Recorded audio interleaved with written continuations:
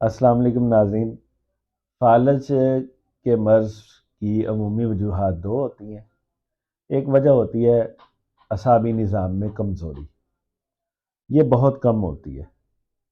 عمومی وجہ جو ہے وہ ہے جسم میں چکنائیوں کا بڑھ جانا، بلڈ پریشر ہائی ہونا، اور اس کی وجہ سے دل یا دماغ کے نظام کے اندر خلل واقع ہونا۔ انسانی دماغ کا نظام بہت باریک ہے، اس میں تھوڑی سی بھی خرابی جسم کے کسی بھی حصہ کو متاثر کر سکتی ہے، کام کرنے سے روک سکتی ہے۔ جب کسی کو فالج ہو تو سب سے پہلے یہ جائزہ لینا چاہیے کہ اس مریض کا وزن کتنا تھا، وزن تو نہیں بڑھا ہوا تھا، بلڈ پریشر بڑھا ہوا ہوتا ہے یا نہیں، کولیسٹرول کا مریض تھا یا نہیں۔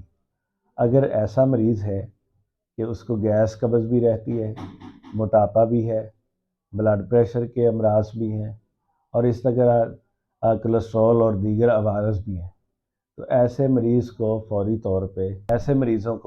طور پہ خون پتلا کرنے والی دوائیوں کی اور فرسٹ ایڈ کی ضرورت ہوتی ہے، تاکہ ان کا بی پی بھی کنٹرول ہو اور خون بھی پتلا کیا جا سکے۔ فرسٹ ایڈ کے بعد مریضوں کو عام طور پہ ڈاکٹرز گھر بھیج دیتے ہیں اور لمبے عرصے کے لیے انہیں خون پتلا کرنے والی دوائیاں استعمال کرنا ہوتی ہیں۔ بہت سے فالج کے مریض ایسے دیکھے ہیں جو 2-3 سال تک بستر پر پڑے رہتے ہیں، لیکن ریکوری نہیں ہوتی۔ ریکوری نہ ہونے کی بنیادی وجہ یہ ہوتی ہے کہ غذا کے متعلق ان کے تصورات درست نہیں ہوتے۔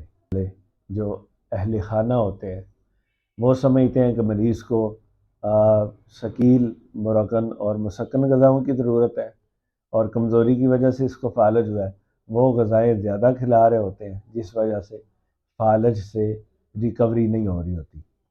فالج سے ریکوری کے لیے 3 نکاتی ایجنڈا آپ اپنے ذہن میں رکھیں۔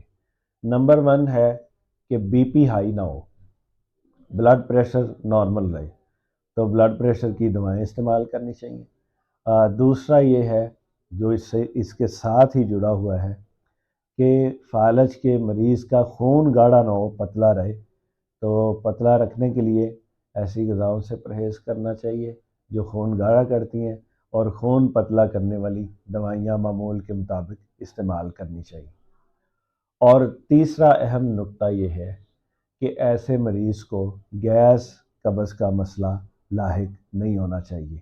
اگر ان 3 نکاتی ایجنڈے پر عمل ہو رہا ہو اور محتاط غذا استعمال کی جا رہی ہو تو یقیناً فالج کے مریض ریکور بھی ہوں گے اور بہت جلد ریکور ہوں گے۔ فالج کے مریضوں کے لیے بہت ضروری ہے کہ وہ اپنے معالج کی ادویات کو بغیر معالج کے مشورہ کے نہ چھوڑیں، اور جو بھی پرہیز کہا گیا ہے اس پہ مکمل عمل کریں۔ السلام علیکم۔